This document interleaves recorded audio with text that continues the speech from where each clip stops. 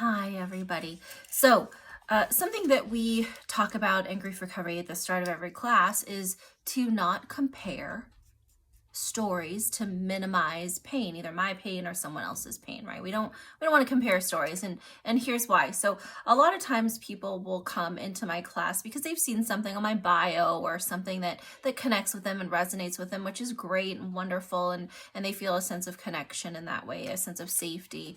But a lot of times, people will come at me. The reason I came to the grief recovery method was because my father completed suicide, right? And so they might see that, and no problem, no harm, no foul.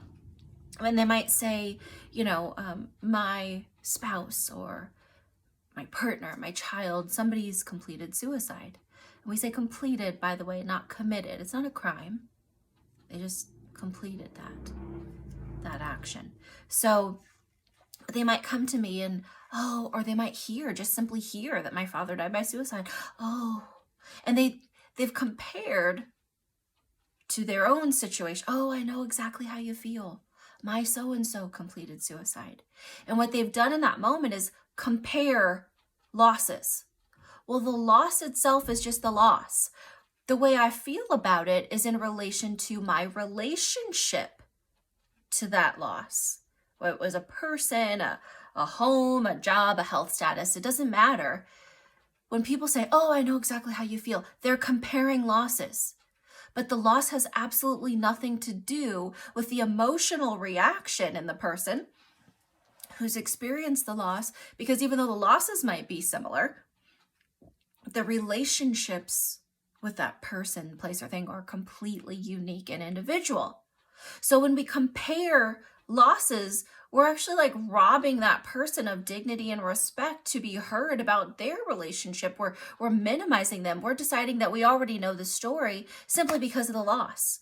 The loss is not anything about the emotions connected to it.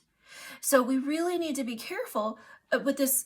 I know how you feel. Nobody could possibly know how we feel, because our relationship to anyone, whether it was a pet, a health, a dream, an income, an ideal career, making that sports team, it doesn't matter. Our parents, our aunts, our uncles, our abusers, it does not matter. Our relationship connected to, associated with that person or that situation is completely unique and individual to us. So to say, I know how you feel, is wrong.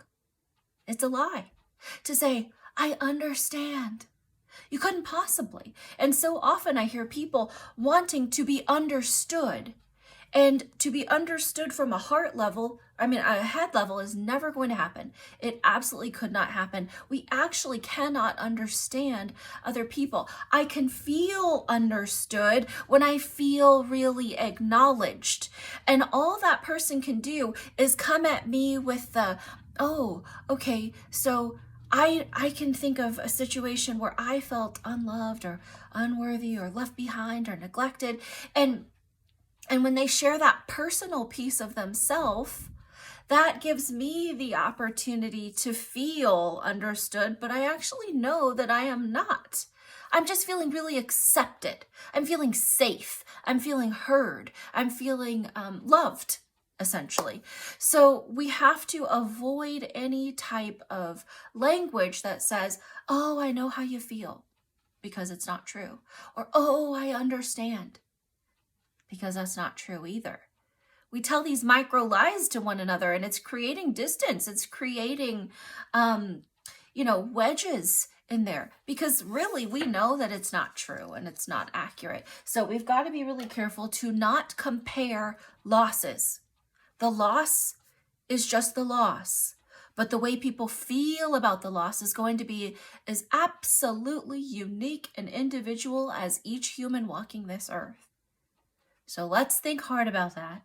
Let's hold back and refrain from saying those types of statements, and just simply say things like, maybe ask questions. Okay, so what's that like for you? What's that bring up for you? Tell me a little bit about that person or your relationship to that person. So what do you find is going on in your heart? Get personal with that person. Hear what's going on for them versus deciding you already know the whole story. Oh, I totally understand. Oh, I completely get it. No, you couldn't possibly. Stop saying that. It's silly. Okay? I love you so much. And I'll talk with you next time. Bye, everybody.